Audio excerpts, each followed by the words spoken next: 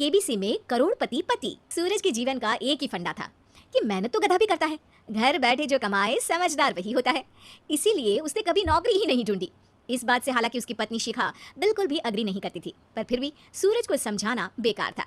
TV में कैसे बनोगे करोड़पति का ऐड देखकर उसे लगा कि बस अब तो घर बैठे ही वो करोड़पति बन सकता है, और उसके पीछे उसने अपने सारे सोर्सेस एक्टिव कर दिए। 2 हफ्ते में उसके कलीग के साले के पड़ोसी के बेटे का सोर्स निकलता है जो कि उसे शो में पहुंचा सकता है, और सूरज उससे मिलने चला जाता है। अच्छा, तो हमें मुकेश जी बता रहे थे कि आप हमें शो में पहुंचा सकते हैं। हाँ, उसमें कोई तकलीफ नहीं है। मैं कल अगर कोशिश करूँ तो इसी महीने में आपका नंबर आ जाएगा। अरे ये तो बहुत बढ़िया हो गया। अच्छा, वो सिलेबस और क्वेश्चन पेपर का कोई जुगाड़ है क्या? हैं? उसका तो कोई जुगाड़ नहीं है। तो वो वाकई में कुछ भी पूछ सकते हैं? हाँ, वो तो बच्चन जी पर है, जो पढ़ते हैं वो पूछ लेते हैं। पहली कोशिश फेल होने पर अब सूरज के सामने एक बहुत बड़ा सवाल था कि आखिर जवाब कहाँ से लाए। तब शिखा ने एक सजेशन दिया, क्यों ना सूरज अपने चचेरे भाई सुमित से मदद मांगे, जो कि यूपीएससी की तैयारी कर रहा था। हालांकि इतनी मेहनत करना सूरज को समझ में नहीं आता था, पर कोई और रास्ता ना मिलने पर वो आखिर सुमित से बात करता है। अरे सुमित, हमारा कैसे बनोगे करोड़पति के लिए सिलेक्शन होने वाला है, तुम हमें थोड़े चिट बनाने में मदद करोगे क्या? अरे भैया, चिट बनाए तो सालों हो गए, उसमें हमारा एक्सपर्टीज नहीं है, बल्कि आप बोलो तो हम आपकी पढ़ने में जरूर मदद कर सकते हैं। हट, कैसी अनाप शराब बातें कर रहा है तू। सूरज ने सुमित को मना तो कर दिया था, पर तैयारी करने के सिवाय कोई चारा उसे दिख भी नहीं रहा था, खासकर जब 12 के पेपर लीक करने के एक्सपर्ट शुक्ला जो भी हाथ जोड़ लेते हैं। आखिर सूरज को सुमित के पास जाना ही पड़ा, और उसने सुमित और शिखा से वादा किया कि वो बहुत मेहनत करेगा। 1 महीने की तैयारी के बाद फाइनल हुआ कि शो से 1 हफ्ते पहले एक ट्रायल खेला जाएगा, जहां पर सारे रिश्तेदार ऑडियंस की जगह पर होंगे और शिखा सवाल पूछेगी। दूर दराज से भी रिश्तेदार आकर हाजिर हो गए देखने कि आखिर कैसे बनेगा सुमित करोड़पति। सब कुछ सेट था, और इतने में सूरज आकर अपना स्पीच देता है।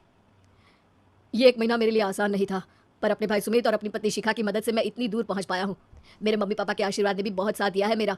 मैं उम्मीद करता हूँ कि आज के शो में आप लोगों को बहुत मजा आएगा। साक्षी पहला सवाल पूछती है और पूरे कमरे में सन्नाटा छा जाता है। इंडिया में कितने स्टेट्स हैं? 3, सॉलिड, लिक्विड और गैस। अरे रुकिए, तो ऑप्शंस तो देने दीजिए।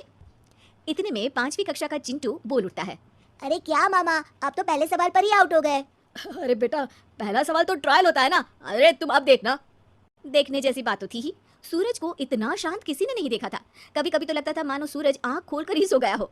मामा जल्दी करो प्लीज, कल सुबह पनवेल भी तो निकलना है। अरे हट, कंसंट्रेट करने दे मुझे। 3 सवाल में 3 लाइफलाइन खत्म हो चुकी थी, और अब चौथे सवाल पर भी सूरज का मौन नहीं टूटा, पर सूरज अभी भी हार मानने को तैयार नहीं था। उधर हर कोई सूरज को छोड़ सुमित को देख रहे थे। आखिर सुमित ने ही तो पढ़ाया था सूरज को। गजब बेइज्जती है यार।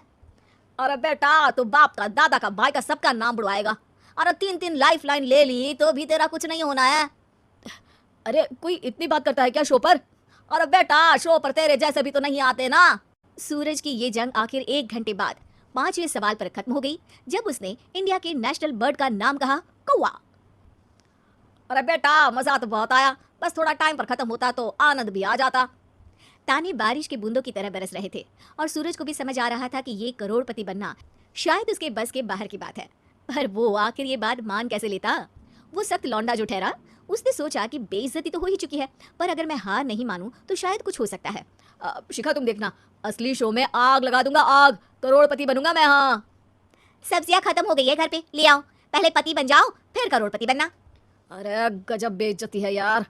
बेटा, अभी तो घर पर ही हुई है, 1 हफ्ते में तो तुम देश के सामने करवा कर आओगे। वैसे जब टीवी पर जाओ ना तो बस अपने मम्मी का ही नाम लेना, ठीक है? कोई पूछे तो बोलना कि पापा नहीं है मेरे। अरे पढ़ाई की, पेपर निकलवाए, इतने सारे लोगों को खाना खिलवाया, क्या फर्क पड़ा?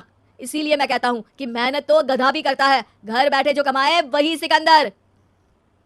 लेकिन मामा, गधे भी जानते हैं कि हमारा राष्ट्रीय पक्षी मोर है।